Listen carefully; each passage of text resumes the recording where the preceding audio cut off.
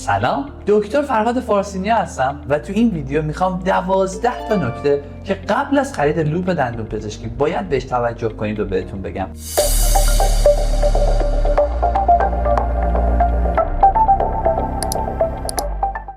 این نکات با توجه به تجربه شخصی بنده اولویت بندی شدن. مورد 1، عدد IPD یا همون Interpupillary Distance که در واقع فاصله بین مرکز دو مردمک چشممونه. این عدد خیلی در وضوح تصویرمون تأثیر مهمی داره و به عقیده من حتما به اپتومتریست خودتون این اندازه‌گیری رو بسپارید.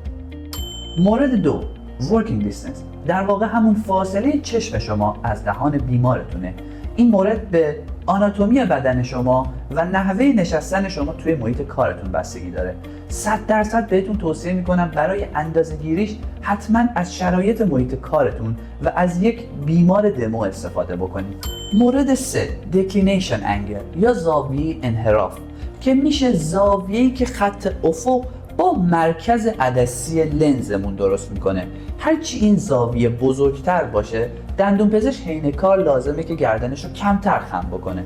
به عنوان مثال توی لوپ های ارگو این زاویه تقریبا 90 درجه است که باعث میشه دندون پزشک حین کار اصلا نیازی به خم شدن گردن و کمرش نداشته باشه. مورد 4، Magnification همون بزرگنمایی که میشه قدرت چند برابر کردن تصویر.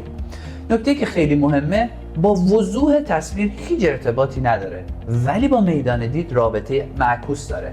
یعنی ما هرچی بزرگ نماییمون بالاتر میره میدان دیدمون کاهش پیدا میکنه.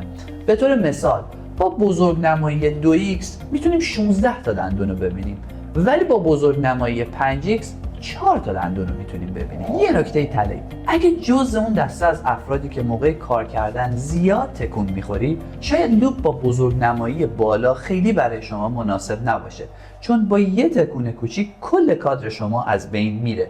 بنابراین هرچی بزرگ نمایی بالاتره موقع کار باید ثبات بیشتری رو داشته باشیم. در آینده حتما به تفصیل در رابطه با بزرگنمایی ها و اینکه برای هر تخصصی چه بزرگنمایی لازمه صحبت خواهم کرد. مورد 5، Resolution یا همون قدرت تفکیک در واقع اصلی ترین فاکتوری که لوپ های گرون از ارزون قیمت جدا میکنه این آیتمه. این نکته خیلی مهمه که هرچی کیفیت عدسی لنز ما بالاتر میره رزولوشن هم بالاتر میره و متعاقباً کلاریتی یا وضوح تصویر ما بیشتر میشه که نتیجهش برای دندون پزشک اینه که خستگی چشم کمتری رو تجربه میکنه. مورد 6، Field of View میدان دید که در واقع مساحتیه که ما از طریق لنز میتونیم ببینیم. همطور که قبلا گفته بودیم هرچی عدد بزرگ نماییمون بیشتر میشه میدان دیدمون کاهش پیدا میکنه. اما یه نکته داره، تو لوپ های با بزرگ نمایی برابر هم میشه میدان دید نرو یا واید باشه که این مورد بستگی به کیفیت عدسیتون داره. مورد 7، Depth of Field عمق دید در واقع عمقی از تصویر که از طریق لنزمون میبینیم و بهش میگیم. به عبارت دیگه اگه داریم روی نقطه مشخص کار میکنیم فضای پشت اون نقطه رو هم بتونیم با همون وضوح ببینیم و تصویر ما فید نشه.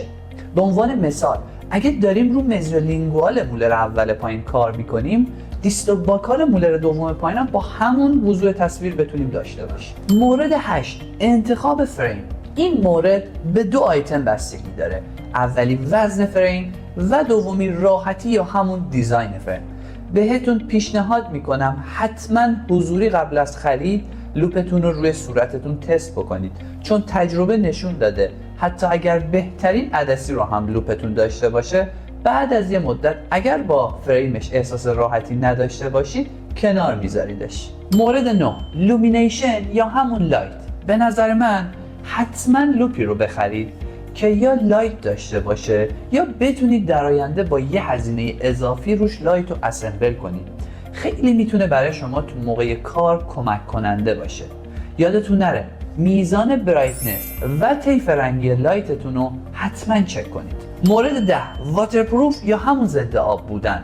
لوپ شما علاوه بر این که میتونه با بزاق و خون در ارتباط باشه لازمه که خیلی مواقع ضد عفونی بشه. پس این نکته رو حتما مد نظرتون قرار بدید. مورد 11 اکروماتیک یا همون خطای تشخیص رنگ. اگر لوپ شما این خطا رو داشته باشه نمیتونه طیف رنگ ها رو به دقت به شما نشون بده.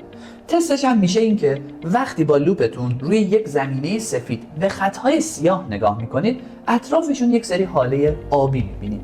حالا اینکه این خطا چقدر رو تخصص شما تأثیر گذاره رو خودتون بهتر میدونید. و مورد آخر آستیگماتیسم یا همون خطای کروی.